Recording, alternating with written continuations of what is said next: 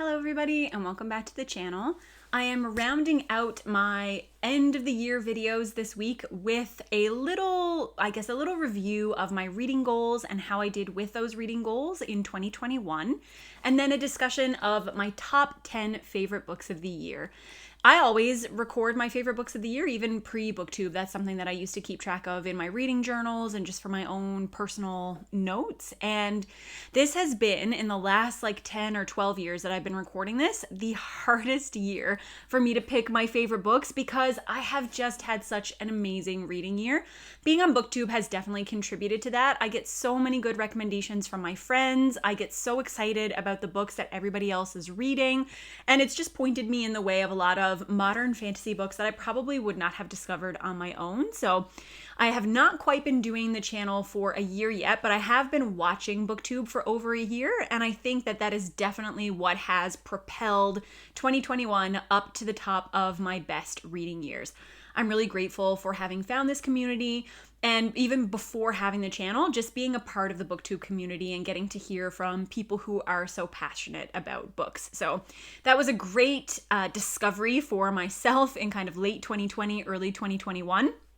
And I am so happy that I have this community of people to kind of get recommendations from. I did well with my own personal reading goals. So I read 121 books in 2021, which is an unusually high number for me, but I think it's just because of the simple lack of other things to do. We usually do a little bit of traveling, we play some organized sports and things like that that have just not been up and running this year. So all of that extra downtime that I have had has translated into more reading time. So while I am so happy to have read so many amazing books this year, I do hope that that number can slowly go down a little bit because it will mean that some of the other things that I really love to do, I will be able to do moving forward.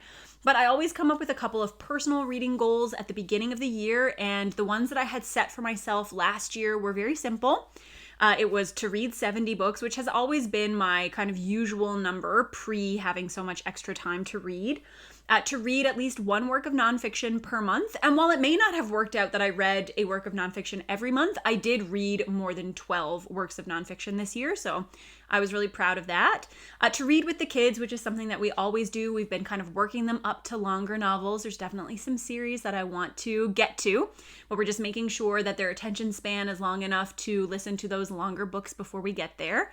And then one of the other goals that I have for myself was to read from my previously purchased books. Now, this is my biggest personal goal for 2022. A lot of them have stayed the same, but I have tweaked that one a little bit to be my goal for 2022, and I don't know how attainable this is, but I'm going to work really hard, is to have at least 50% of the books that I read be from the physical TBR that I had on January the 1st, 2022, because as I was putting together my new reading journal, I put a spread in that journal of all of the unread books that I own, and there were 183 of them. And owning 183 books that I have not read, I don't like it. I don't want to just be going out and buying books for the sake of it, even though I do love buying books for the sake of it because I think they're beautiful. I use them to decorate the house. I love having them. I love the kids kind of growing up in this house that is just overflowing with books. But I also would like to read a little bit more responsibly and just read the books that I own. So that's a big personal goal. I mean, with read-alongs and recommendations from other booktubers and new releases, I know there's going to be books that I don't own right now that I want to read. And I do try to utilize my library and all of those great things. So I'm going to try really hard to make 50% of what I read over the coming year to be from my own personal collection as of January 1st, 2022. But we'll see how that goes. We'll check in again at the end of the year and see how successful that is. But what I know everybody is here for is the list of my 10 favorite books of the year. Now, like I said, I have been doing this for, 10, 12 years, recording what I read and have kept records of my favorite books of the year. And this was such a tough year. There were so many that, could be named out as honorable mentions, books that I really loved, made a big impact on me, but alas, only 10 of them can make the list, and I'm going to try to go through them rather quickly because I have talked at great length about most of these. They have either garnered their own individual review, or I have definitely spent a lot of time talking about them. So we'll just briefly review them and what I loved about them. And I'll start at 10 and make my way to the top. So I'm just going to follow my little list here so I don't forget any. And coming in at number 10, this might be a surprise because I really loved this book, but it just shows you how many fantastic novels there are on this list. But my number 10 pick for favorite books of the year is Dune by Frank Herbert. This also ended up on my most surprising list of 2021 because I was genuinely worried about reading it. I did not know if I was going to love it or hate it, but thankfully I fell on the love it side of the spectrum. I am planning to read at least the first 4 books in the series and hoping to get to those this year, but I just love this. I feel like it was a work of sci-fi that has impacted or informed so much of what followed, and loving fantasy, it was easy to see the influences from Dune and where people have kind of pulled those influences. And there were a lot of common fantasy tropes and archetypes, which is what I think made that so accessible for me as a lover of fantasy. But so thankful that the adaptation finally gave me the kick in the butt that I needed to read this book. And I'm really looking forward to the rest of the series, despite the fact that the rest of the books are somewhat divisive amongst fans. And then from there, we will go to number 9. So number 9 was a very difficult pick. I knew what series I wanted to put there, but I wasn't sure which book I was going to put in that place. So the book that I selected is Turncoat by Jim Butcher. So this is book 10 or book 11? I've read them so quickly back to back that I'm not sure what the numbers are, but Turncoat is the book that comes before Changes, which is the book that everybody says is amazing and where the series really takes off and where people fall in love with it. But I loved Turncoat. I did not read Changes in 2021. I have not yet read Changes. So up to this point, I really loved Turncoat. The book that preceded it, Small Favor, I also really enjoyed, and I can't really talk about this a whole lot because of spoilers, but there were character developments in Turncoat that wrung such emotion from me. This was the book that made me feel the most kind of emotionally wrung out. I was just like a husk of a person at the end, and it had nothing to do with any major character deaths. It had nothing to do with anything tragic like that. It's just that the dynamics between the characters, the situations that they have to wrestle with, it reminded me a lot of how I felt when I read the 4th Greatcoats book. Like, so much emotion was pulled from me, but it had nothing to do with big tragic moments. It was just because characters that I have come to care so much about go through major shifts in their lives, and it's really difficult to read about, but that makes me happy because it means that I am invested in this series and invested in the characters. And Jim Butcher made me feel things for people in Turncoat that I did not want to feel. So I am resentful of that fact, but it made for a really great book. There was a phenomenal action sequence in that book that I really liked, and it was just great. It was excellent. The Dresden Files has been such a fun experience. I was not expecting to love this series the way that I now do, and I'm really looking forward to continuing on with it, and especially to read Changes because, it seems to be the book that is hyped to the moon, but everybody feels like that hype was justified, and I would like to join that hype train very soon. Number 8 on the list was The Heroes by Joe Abercrombie. So again, a book that I did a full... Actually, no, I didn't do a review. I meant to do a review and I didn't, so that is a lie. But a book that I really thought about at great length when I finished. I did talk about it a lot in my monthly wrap-up. I've talked about it in a couple of the conversations that I have done for the channel or on other people's channels, and it was just a phenomenal book. It was Joe Abercrombie's take on warfare and what war means, what it means to be involved in combat, what it means to be a hero or otherwise. And it made me feel nostalgic for the original trilogy in a way that Best Served Cold did not. So Best Served Cold has a lot of really cool reveals. It has a lot of really cool plot points, but it felt much more episodic in terms of there is something that we need to solve, and then we bump on to the next problem, and then we jump to the next problem, and there's the great dialogue, and there's some great characters, but the heroes felt more like the original trilogy in that there wasn't a lot happening.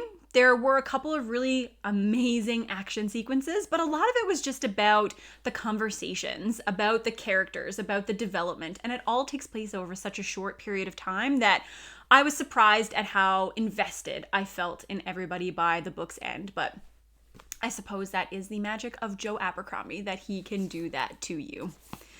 Number 7 was I think the only non-fantasy, there's kind of one other non-fantasy, but the only work of literary fiction that made the list for this year, and that is East of Eden by John Steinbeck. And this is, as an individual book, I think is one of the best books that I have ever read. I loved it. I really enjoy John Steinbeck's writing. I had read Of Mice and Men. I had read The Grapes of Wrath before I read East of Eden. And I read this, I think, nearer the beginning of the year. And it just blew me away, from the prose to the biblical allusions to the setup of the plot to the character exploration to the very impactful lines, including the final line of the story. Like, everything comes together so well. And I think that it is incredibly readable for a literary classic, for kind of a modern American classic. It is definitely quite accessible. I think that if you're interested in reading more classics, then John Steinbeck is an author to check out for sure. And I don't think that he sacrifices anything by being accessible. I just think that his style is a little more friendly than some of the other works of literary fiction that make those kind of must-read lists for your lives. But I'm so happy that I read this. I've owned a copy of it for quite a long time. I'm not sure what prevented me from picking it up for so long. I guess just, when you have a never-ending TBR, sometimes it's hard to decide what to go with. But I'm so thankful that I finally got to read this. I am going to make it my mission to read everything that John Steinbeck put out. It's going to take some time, but I just love his writing. I think that it is exquisite, and very, very happy that I was able to read that book this year. Surprised that it only made the list at number 7, but so many phenomenal books this year. Coming in at number 6. So the number 5 and number 6 were very difficult. I picked one book from 2 series. So these were 2 of the most enjoyable series that I read this year, and it was very hard to decide where to put each one. And after much deliberation and potentially a decision that I could change on any given day, I decided that my number 6 favorite book of the year is Wrath by John Gwynne. And I loved this series. I read these 4 Faithful and the Fallen books in like 5 days. I don't know if I had a holiday from work, like I must have been home, but I was just reading them constantly. Like from the moment that I put the kids to bed until probably like 2 o'clock in the morning, I was just reading. And I was so absorbed by this story. I loved all of the Banished Lands books. I read all of them this year, but Wrath was by far my favorite. And I know that this is going to be a series that I go back and reread. These characters will not fade from my memory easily. I just really loved it. John Gwynne is probably, I'd say he's my most read author in 2021. I read all of his books this year, but he's just an author that will be an auto-buy author for me from now on. I love his style. I love the melding of kind of classic fantasy tropes, but also a more modern twist on the characters. And I just think he improves with every book. So I'm really looking forward to seeing what else he comes out with, and I'm really looking forward to the next installation of his new series. The first book was The Shadow of the Gods. I'm really looking forward to reading the rest of that this year as well. But Wrath comes in at number 6. And I did kind of give a clue for what the number 5 pick was going to be, because this was the other series, the other quartet that I read this year that I really, really loved. And that the book series was the Greatcoat series by Sebastian de Castell. And my number 5 pick is also the final book in that series, and that is Tyrants Throne. So Tyrants Throne, I think that might be the book that has made me the most emotional this year. Like, there have been books where I have read books this year that have had character deaths that have really upset me. I get really attached to characters. That's how I know I'm enjoying something. I cry when I'm reading all the time. So like, pulling tears for me is not really that difficult.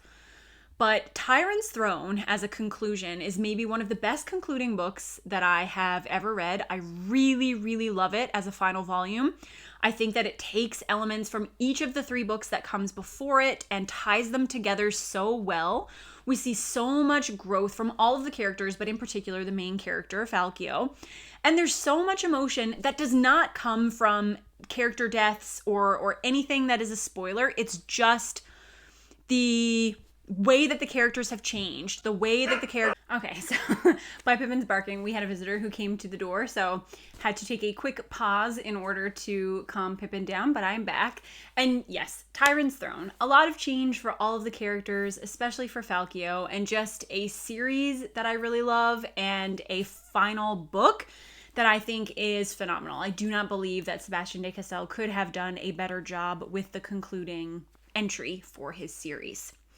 And that moves us up into the final 4. And at number 4, I have It by Stephen King.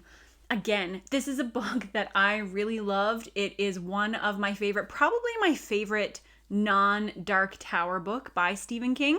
If we don't count On Writing, which is his autobiography and a work of nonfiction, which I really, really love, but It, a book that, like Dune, I have been putting off forever for different reasons. So It, I thought, would scare me too much, and that's why I avoided it for so long. But I ended up loving it. It ended up not scaring me a whole lot at all, but it was just an exploration of friendship, of small town life. It had all of the things that I really love about Stephen King's writing. It was this kind of giant, multi-POV, small town book that is so difficult to distill into like a 20-second blurb of how much I love it. I did a conversation with a couple of friends about it. Like, there's so much that you can say about this book that would take an entire video on its own, but I will just say that I am so happy that I read it. I will certainly reread this one, and it is, like I said, probably my favorite non-Dark Tower book by Stephen King. Absolutely phenomenal. I absolutely loved it. Coming in at number 3 is, I think if this is another series, so I'm going to pick one book from the series because the series as a whole is kind of my 3rd favorite reading experience of 2021. But my favorite book in the series is the 2nd book, which is Enemy of God, book 2 in Bernard Cornwell's Warlord Chronicles. These are books based on Arthurian legend that have been on my radar for a really long time. I love Arthurian retellings. This is a more historical look at the legend of King Arthur. It imagines Arthur as he may have been. And though there are some elements that you could maybe interpret as fantasy if you wanted to, most of this, I think, is pretty firmly entrenched in the historical fiction realm. But this is a wonderful, wonderful series. If you are interested in Arthurian legend, you absolutely must read it. If you don't care about Arthurian legend, but you like historical fiction, you must absolutely read it. If you don't read that much historical fiction, but you love epic fantasy with great characters and great battle sequences, then you must absolutely read it because this book has such wide appeal. The characters are phenomenal. The main character, Derval, is an exquisitely drawn character. There's so much complexity to all of the characters in this series, including King Arthur. So Arthur we usually get as this like golden princely figure who can do no wrong, who's trying to unite the world, who has these very selfless motivations, and who we get in this series is a very human King Arthur, and it is wonderful. The character of Lancelot, if you've heard anything about this series, I'm sure you've heard he is one of the most hateable characters in fiction. He will infuriate you, but there are other characters like Guinevere who you will feel empathy for, but also you will feel furious with. Like, there's so much complexity in terms of the characters. The writing is wonderful, the combat is wonderful, and it's a great experience from beginning to end. I think the 2nd book, Enemy of God, is my favorite because I think that's the one that pulled the most emotion out of me. This is when I really started to feel invested in the characters and really feel for how the story was playing out. I mean, it is the story of King Arthur. We kind of know what is going to happen, but Bernard Cornwell just makes so much of this legend his own, and it is an absolutely phenomenal reading experience. I could not recommend it highly enough. If you love audiobooks, these are fantastic audiobooks. I kind of did it as a combination of audio and reading, and I really liked it. Please go read it. If you're going to read anything from this list, I feel like this one has the widest appeal to kind of the widest variety of readers, and I would love to talk to more people about it. So by all means, go pick it up, read it immediately. And then that comes down to the final two. And this was also difficult because these two books, such good reading experience. I've loved every book on this list so far, but these two. And coming in at number 2 was a book that I put off for so long, and that is Ship of Magic by Robin Hobb.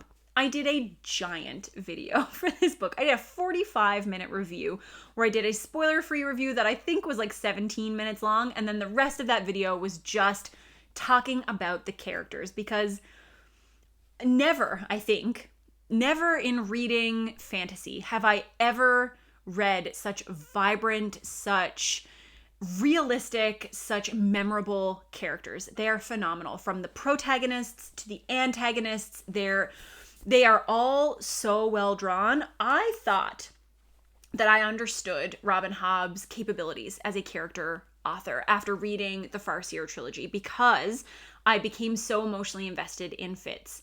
And what I struggle with sometimes in multi-perspective stories is that I feel like we don't get enough time with each individual character. It's why I tend to prefer single-person narratives. But Robin Hobb has proven to me that she can create the same vibrant characters when dealing with a multi-POV story as she did in the Farseer trilogy. The only reason that I put this book at number 2, because I think that it is, at least for me, almost flawless. Like, this is the closest that I have come to reading a perfect book for me.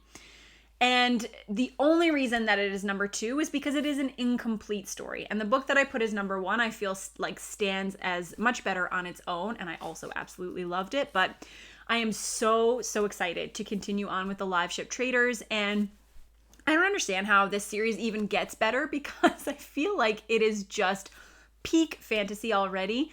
I would love to just binge through the Realm of the Elderlings, if we're being honest. Like, just throw everything else on the TBR away and just keep binging these books, because they are so phenomenal.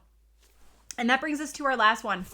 This is my favorite book of the year. This is a book that I predicted I would like. It was on my list of five-star predictions, and it absolutely got each one of those stars. And that is Daughter of the Forest by Juliette Marillier. This is a work of historical fantasy, and it is so much of what I love. Unlike the Warlord Chronicles, this is not a book that I would recommend to everyone, because it has a heavy romance element. It is historical fantasy, which is something that I absolutely love. Like, historical fantasy, especially when it is set in the time period of this book, is just something that I never get tired of. There's so many great sibling relationships in this book, and sibling relationships are something that I love in fantasy, one of my favorite things.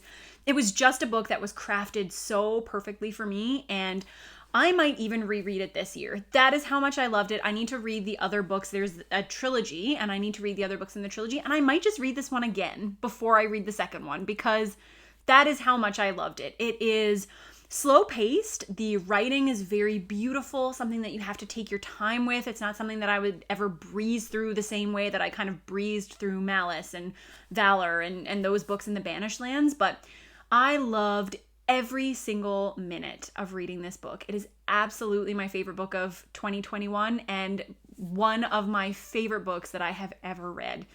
I'm very excited to have more Juliette Marillier to read, and I am so thankful for book 2, because that is definitely what led me to reading this book. But that's it. Those are my 10 favorite books of the year.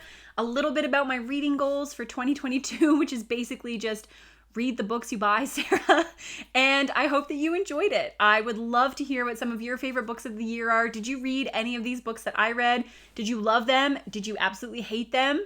Let me know. Would love to hear it. And I will see you with another video soon. Bye.